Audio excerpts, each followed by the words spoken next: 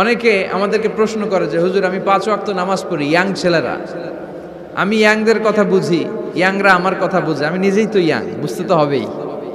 তো অনেকে আমাকে প্রশ্ন করে যে হুজুর আপনাদের আলোচনাগুলো শুনে আমার জীবনের মোড় পরিবর্তন হয়েছে, কিন্তু এই পর্নোগ্রাফির করাল গ্রাস থেকে আমি নিজেকে বাঁচাতে পারছি না। আমি নামাজও পড়ি, আবার অশ্লীল ভিডিওও দেখি। আমি সকালে তওবা করে বিকেলে দেখি, বিকেলে তওবা করে সকালে দেখি। এরকম সমস্যা আমার অনেক যুবক ভাইদের আছে না নাই? তোমাদের যাদের এই সমস্যা তাদের মোবাইলের ওয়েলকামিং নোটে তুমি লিখে রাখবে আল্লাহ ইজ ওয়াচিং মি, মানে আল্লাহ আমায় দেখছেন। তুমি যেই ল্যাপটপ ইউজ করো ওই ল্যাপটপের এক পাশে টাইপ করে তুমি লিখে রাখবে আল্লাহ সুবহানাহু ওয়া তাআলা ইজ ওয়াচিং মি, তিনি আমায় দেখছেন, তিনি আমাকে প্রত্যক্ষ করছেন।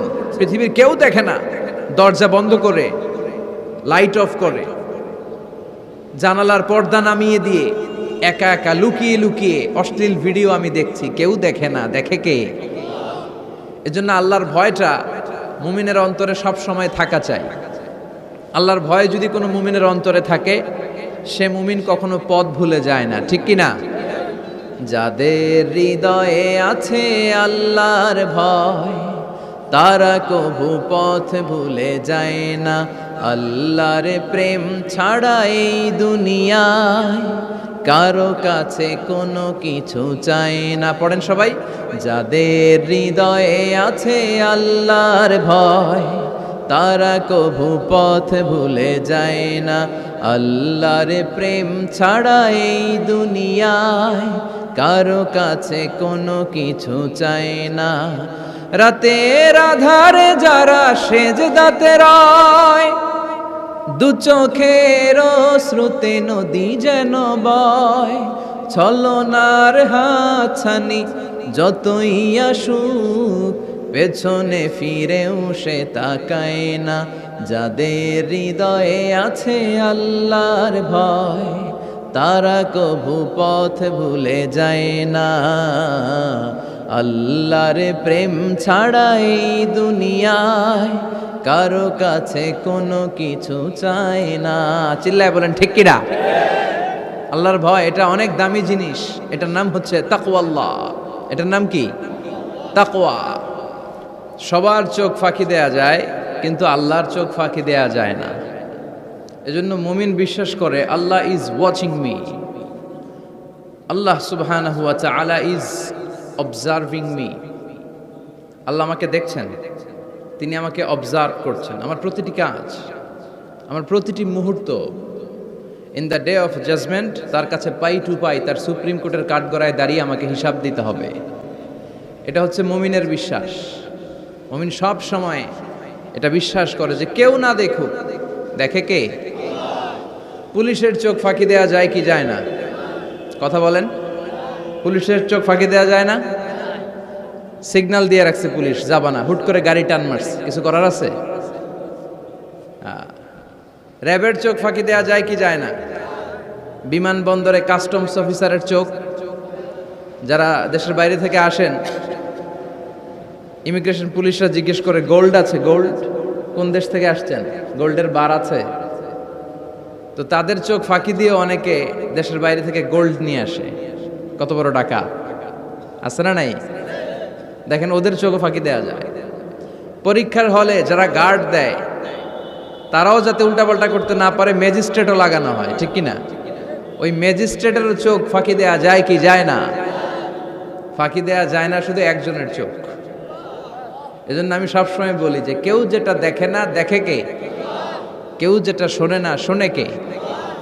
আপনি যখন যে মুহূর্তে যেভাবে আল্লাহ তাআলাকে ডাক দেন তিনি শুনতে পায়। নাকি মাঝরাতে ডাক দিলে শোনে না? তুফানে পড়ে ডাক দিলে শোনে না? ভূমিকম্পের মাঝখানে ডাক দিলে উনি শোনে না?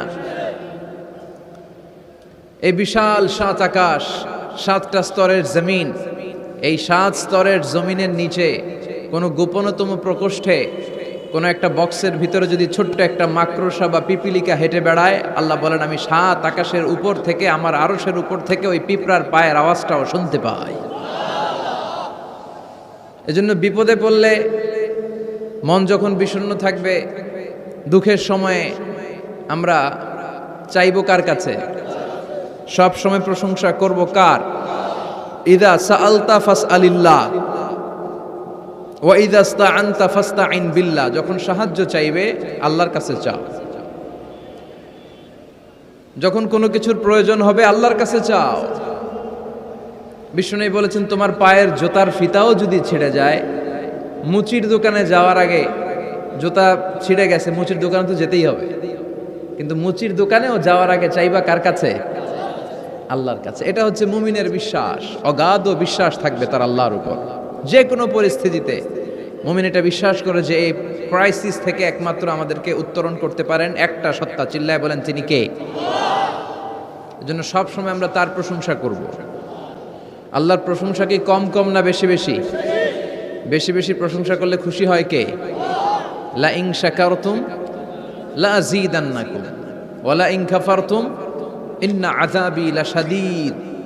যদি আমার শুকরিয়া করো, আমাকে যদি থ্যাঙ্কস দাও, তাহলে আমি আল্লাহ তোমাকে নেয়ামত যা দিয়েছি আরো বাড়িয়ে দেব। আর এত কিছু দেওয়ার পরেও যদি নাশুকরি করো, তাহলে জেনে রাখো আমার শাস্তি বড় ভয়ানক।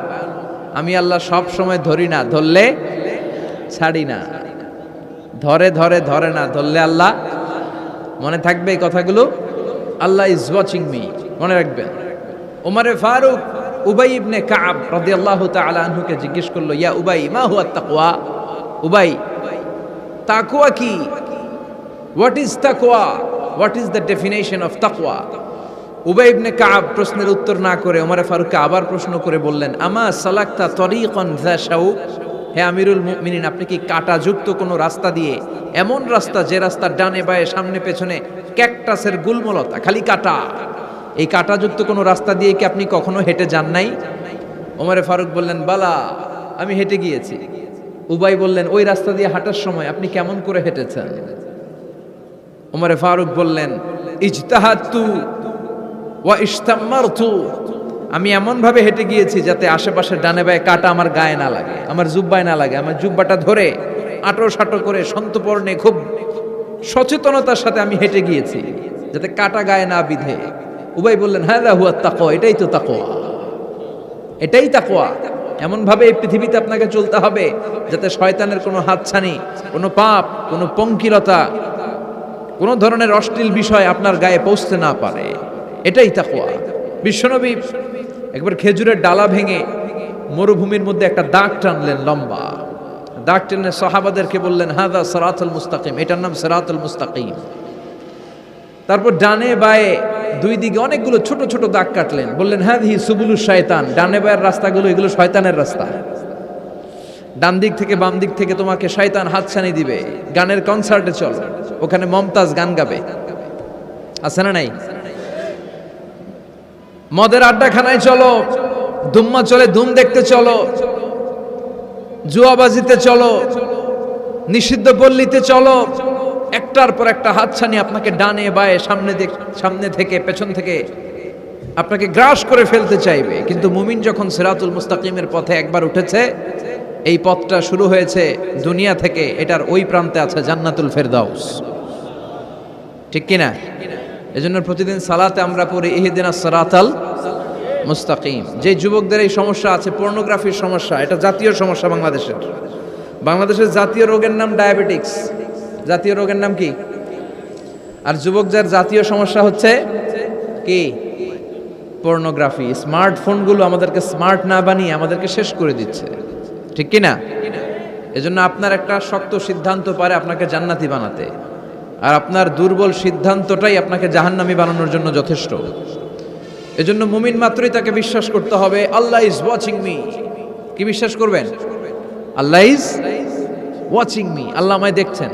কেউ দেখে না, কারো দেখার দরকার নাই, কিন্তু আমার আল্লাহ দেখে, ঠিক কিনা? এটাই সবসময় মুমিনের অন্তরে থাকতে হবে। এটার নাম ঈমান, এটার নাম তাকওয়া। এই তাকওয়া নিয়ে যেন আমরা মরতে পারি, আল্লাহ তুমি তৌফিক দাও। ঈমানের সাথে যেন আমাদের মৃত্যু নসিব হয়, তুমি তৌফিক দাও। বিশ্বনবী সবসময় দোয়া করতেন, আল্লাহুম্মা রযুকনা হুসনাল খাওয়াতিম, হে আল্লাহ তুমি আমার শেষটাকে ভালো করো, কারণ সব ভালো তার, শেষ ভালো যার। এরকম অনেকে আছে আজীবন ইসলামের পক্ষে ছিল, কিন্তু শেষকালে মোরতাদ হয়ে মারা যায়, আছে না নাই?